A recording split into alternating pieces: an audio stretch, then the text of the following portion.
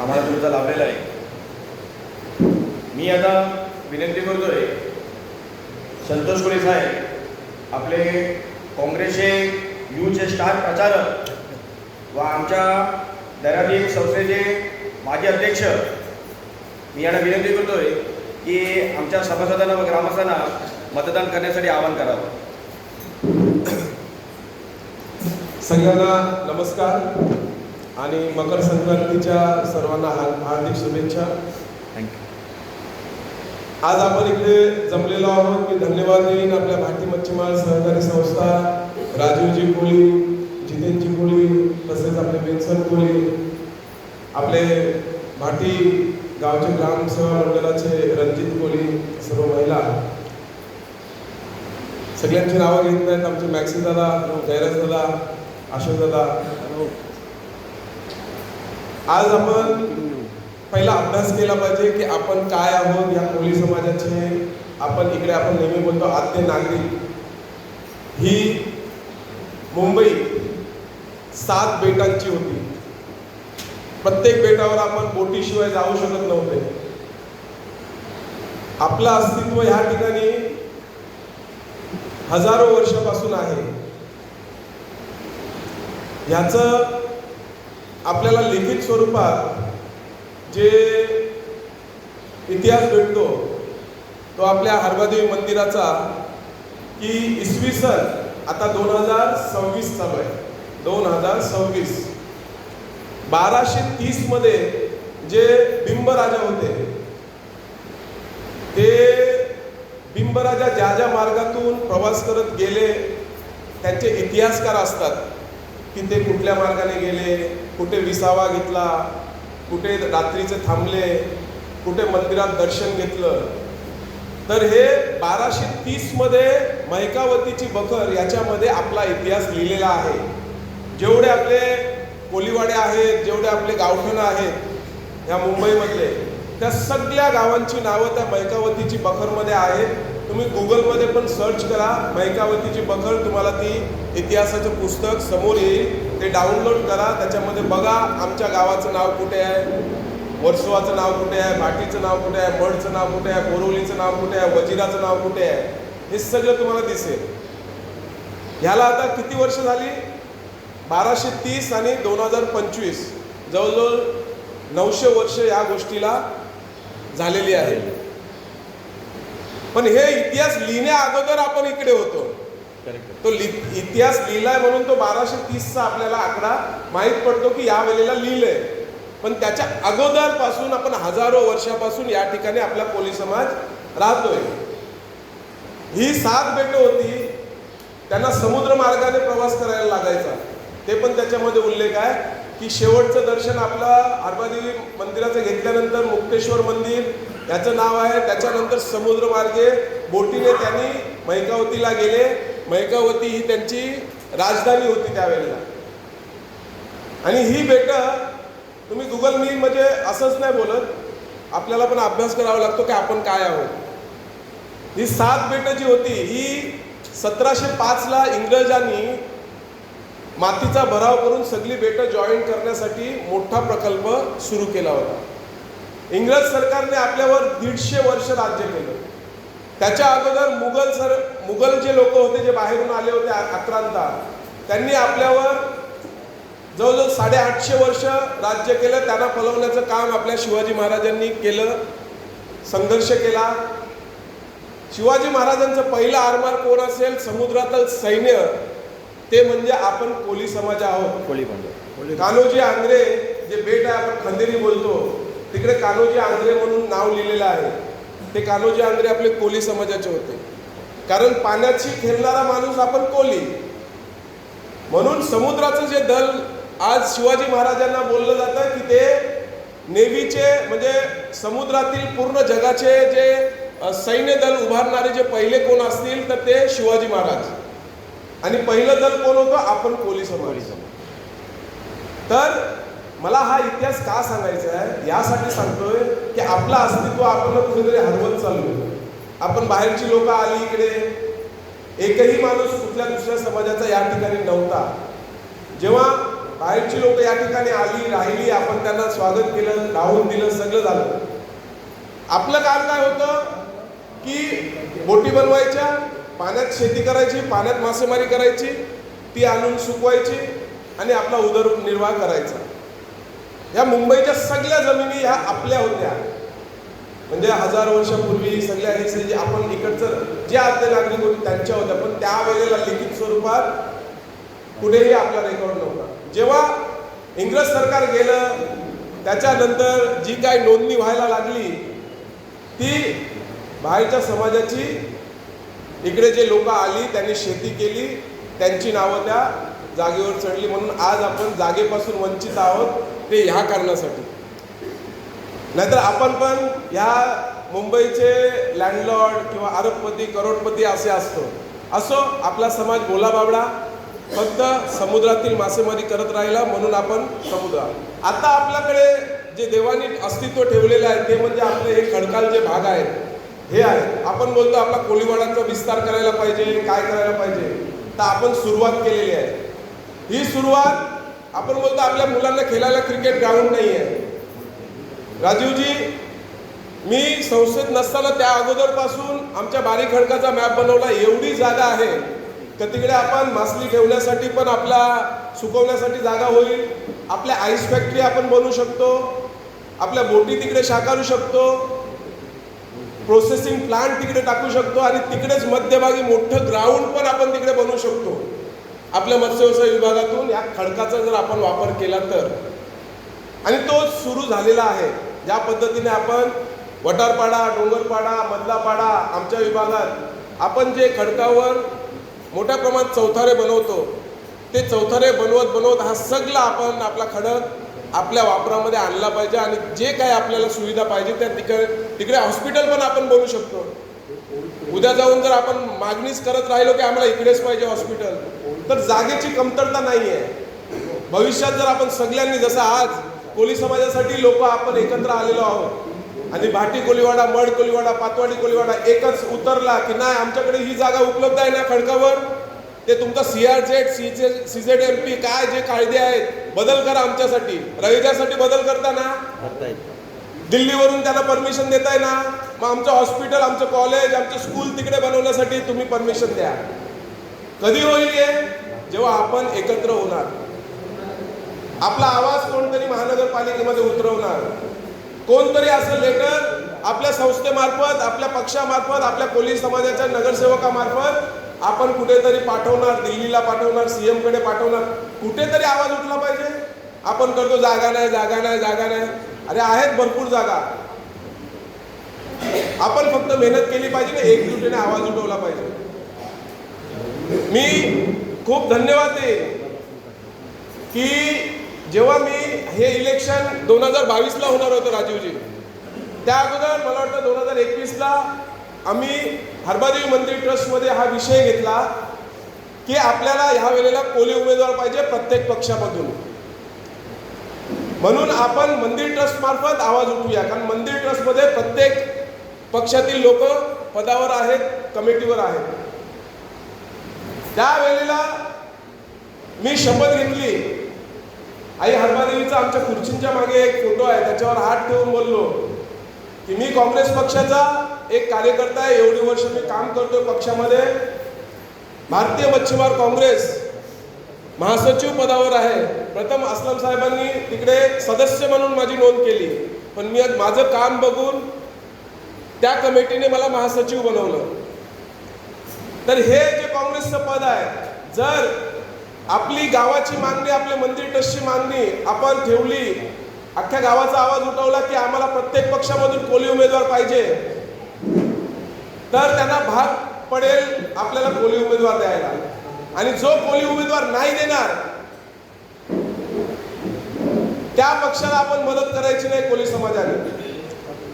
आणि जो पक्ष कोळी उमेदवार देईल त्यामध्ये मी माझं उदाहरण दिलं की मी माझा काँग्रेस पक्ष सोडून, माझं पद सोडून जर बीजेपीने कोळी समाज दिला तर मी बीजेपीच्या आपल्या कोळी कॅन्डिडेट बरोबर प्रचार करीन आणि आपल्या कोळी समाजाच्या उमेदवाराला निवडून आणण्याचा प्रयत्न करीन. तिकडे आणखीन उदाहरण दिलं माझं मतभेद ज्या व्यक्तीशी आहे, तुम्हाला सगळ्यांना माहीत असेल, चालतात. आपल्या गावागावी मतभेद असतात, 2 गट असतात. सेनेमधून त्या व्यक्तीला जर तिकीट दिलं तर माझा दुश्मन जरी असला, माझा मतभेद जरी असले तरी मी पक्ष सोडून त्याच्याबरोबर फिरेन आणि त्याचा प्रचार करेन आणि आपल्या कोली उमेदवार निवडण्यासाठी प्रयत्न करेन. अशा पद्धतीची शपथ आई हरबादेवीच्या आरशावर हात ठेवून घेतली. पण या कोविड काळामुळे किंवा 2022 नंतर आज 2026 आलं, निवडणुका लागल्या नाहीत. तो पिरियड असा निघत चालला आणि आता अचानक महानगरपालिकेची निवडणूक जाहीर झाली. मग मला ती शपथ आठवण आली. मी माझा पोस्टर बनवून पूर्ण व्हायरल केलं. भाटी तुमच्याकडे पण आला असेल, सगळ्यांकडे मी पाठवलं, व्हायरल केलं. अस्लम साहेबांना पाठवलं, सगळ्या नेत्यांना पाठवलं. आता मला वीरेंद्र चौधरीजी बोलले, आम्ही कॅबिनमध्ये बसलो होतो, की संतोष तुझे टाकलं होतं ना पोस्टर, त्याचा कुठेतरी इफेक्ट झाला आणि आपल्या कोली समाजाला उमेदवारी द्यावी म्हणून अस्लम साहेब सुद्धा पुढे आले आणि म्हणून आपला कोली उमेदवार शोधत होते, जे आता वीरेंद्र चौधरीजी त्यांच्या भाषणामध्ये बोलले, डॉक्टर नॅक्सन बोलले. तर अशी आपण ताकद जर उभी केली, आज एक संतोष कोली बोलला की आम्हाला कोली उमेदवार पाहिजे, शपथ घेतली. मी आवाहन केलं होतं त्या मीटिंगमध्ये की तुम्ही सगळ्यांनी शपथ घ्या अशी. जर असं तुम्ही सगळ्या कार्यकर्त्यांनी प्रत्येक पक्षाच्या केलं तर ही सीट, जसं डॉक्टर साहेब बोलले की आता जर आपल्याला कोली समाजाचे तिकीट अस्लम साहेबांनी दिलेलं आहे आणि ते जर आपण सगळ्यांनी एकत्र येऊन निवडून आणलं तर पुढची येणारी 5 वर्षाची इलेक्शन, त्याच्यानंतर येणारं 5 वर्षाचं इलेक्शन, त्याच्यानंतर येणारं 5 वर्षाचं इलेक्शन, याच्यामध्ये प्रत्येक पक्ष आपल्याला कोली उमेदवारच देईल.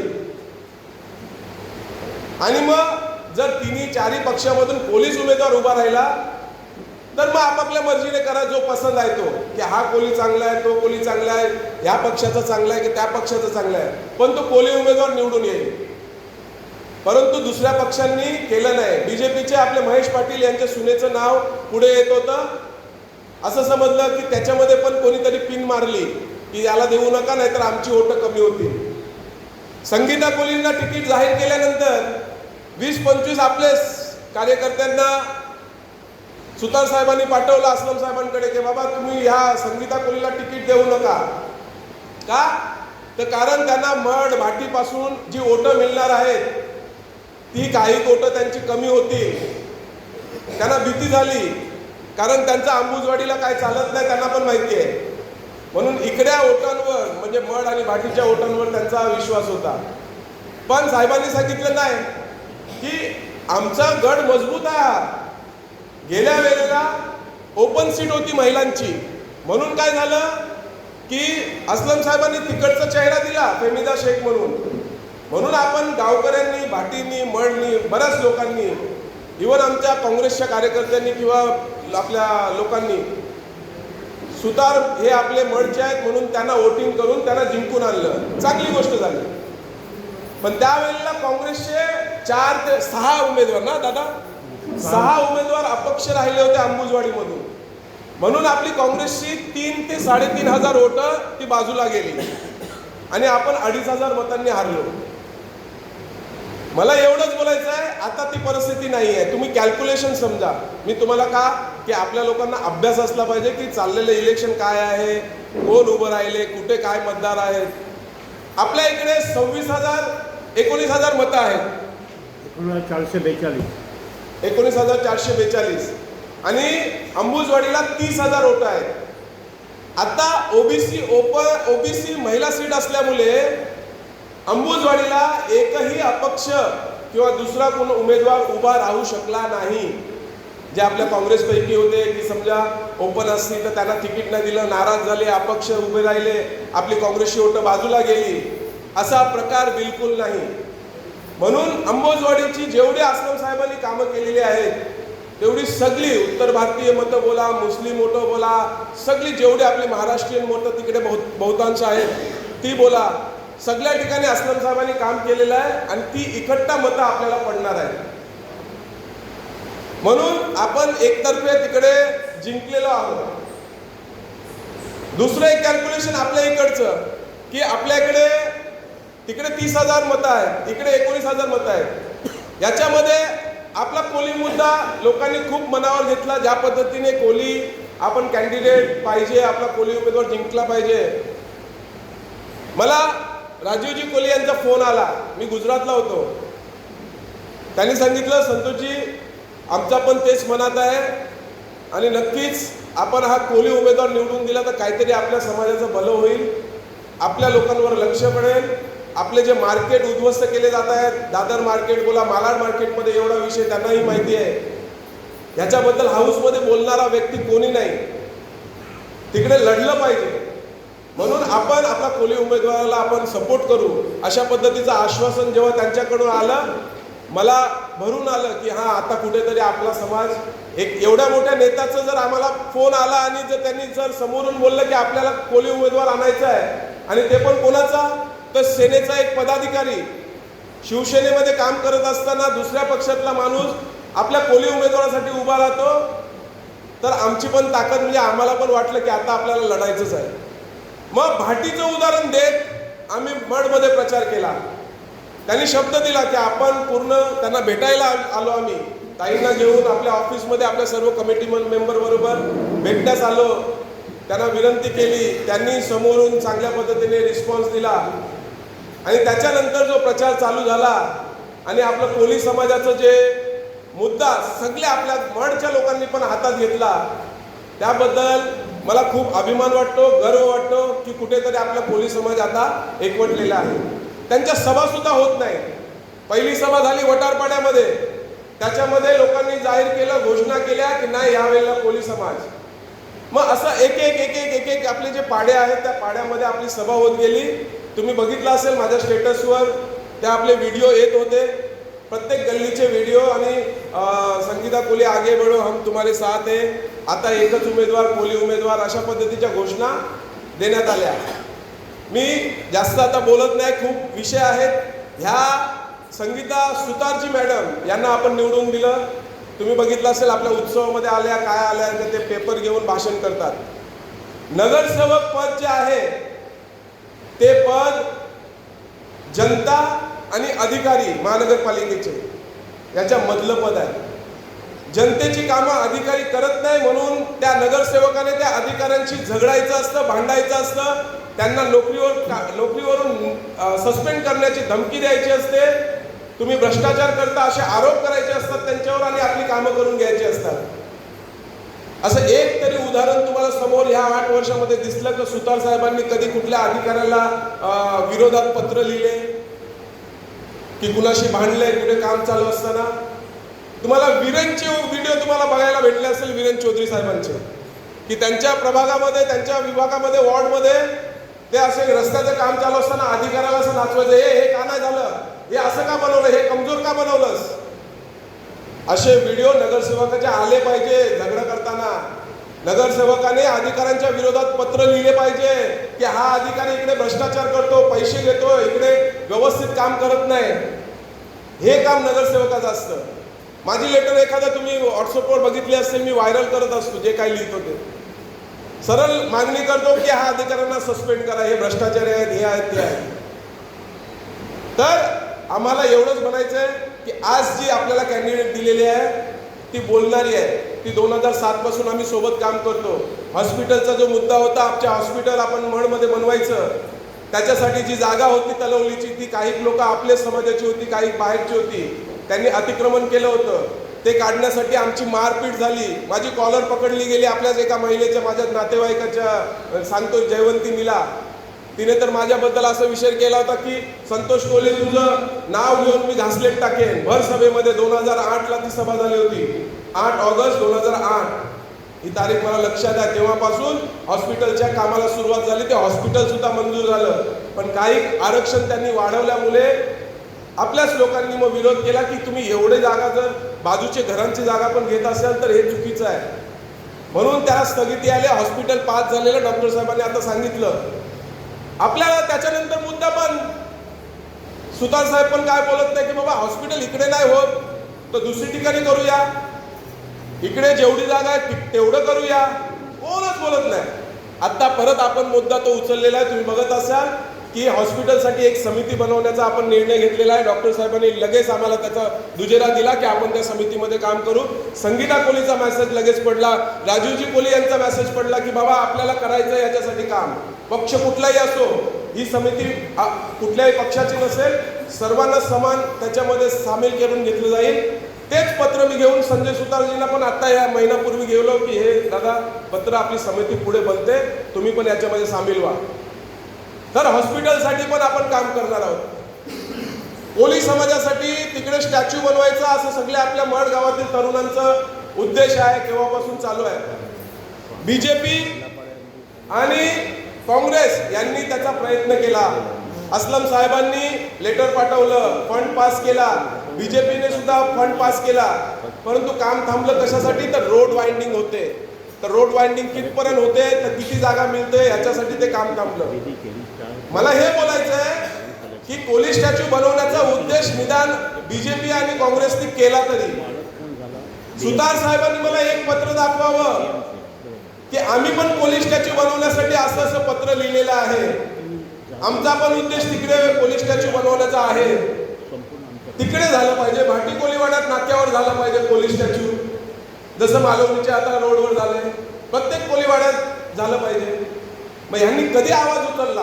कारण ते कोळी नाही आहे.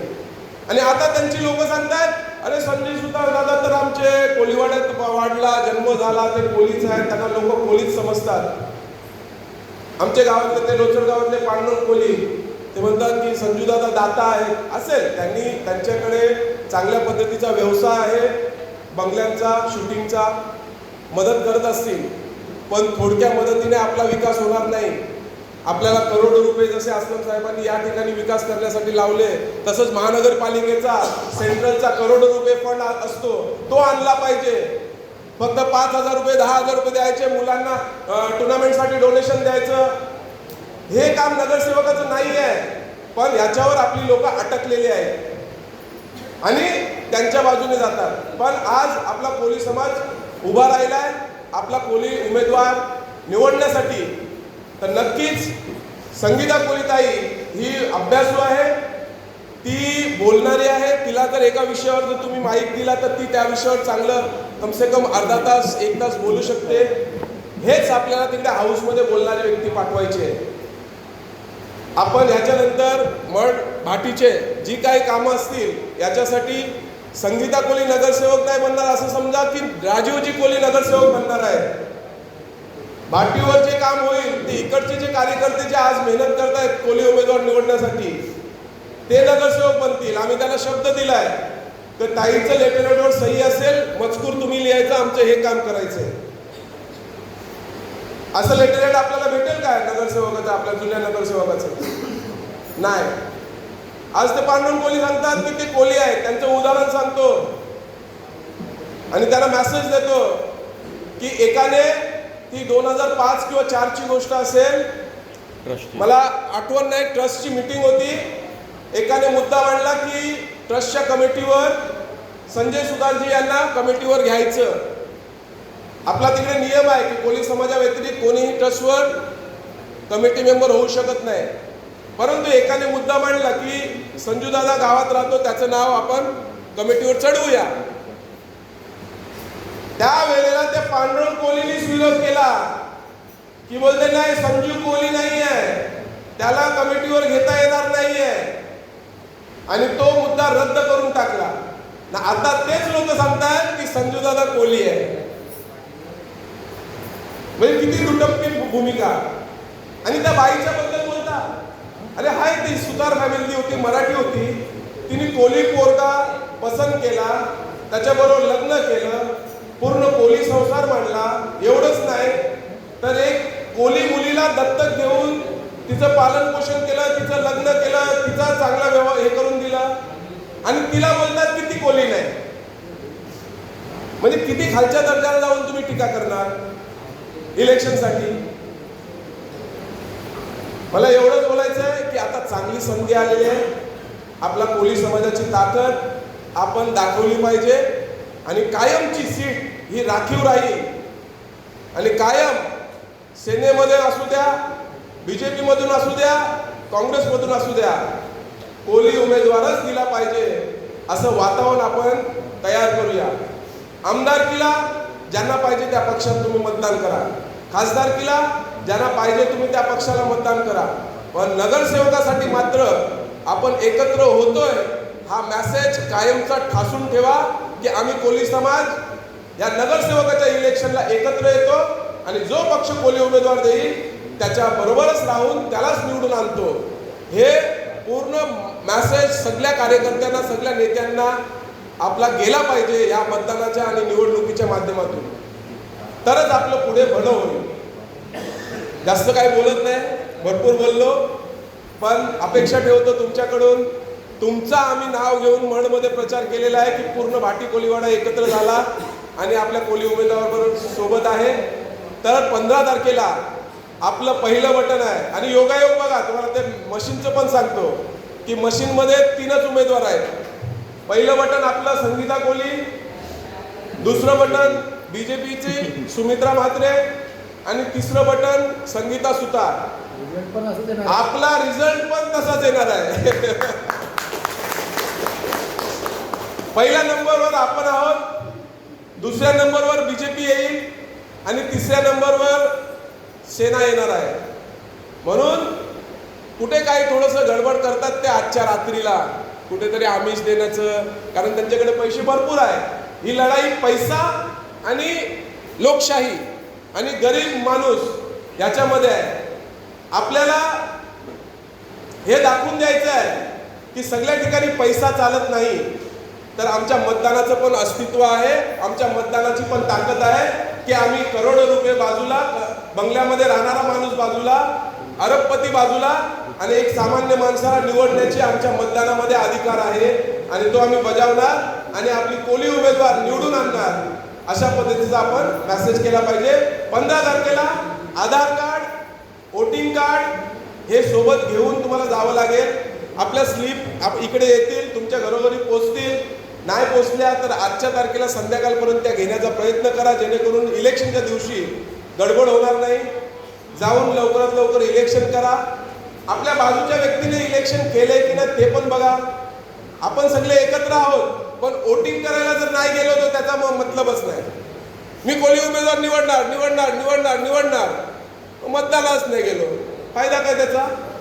तर आपला प्रत्येक माणूस वोटिंग केले की नाही हे बघा, त्याचं बोट बघा की बाबा हे निशाण लागलाय तुझा, तू वोटिंग नाही अजून केलीस.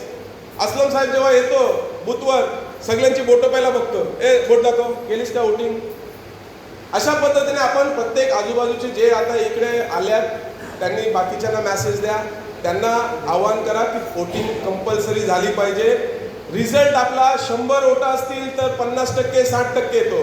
40 लोक घरात बसतात, तर त्या 40 लोकांनी पण आपल्या वोटिंग केली पाहिजे. हे दिसलं पाहिजे ह्या वेळेला की कोली लोक एकत्र झालाय, तर मतदान हा टक्का 60%वर नाही तर 80, 85, 90%वर गेला. 10 लोक असतील, बिमार असतील, कोण वारले असतील, त्यांची नावं असतील, तर 90%वर आपला टक्का गेला पाहिजे आणि वोटिंग केली पाहिजे. पुन्हा हात जोडून विनंती करतो, कोली समाजासाठी जागृत व्हा, एकत्र व्हा, आपला कोली उमेदवार निवडून आणा, अशी मी सर्वांना विनंती करून माझे 2 शब्द समाप्त करतो. जय हिंद, जय महाराष्ट्र, जय कोली.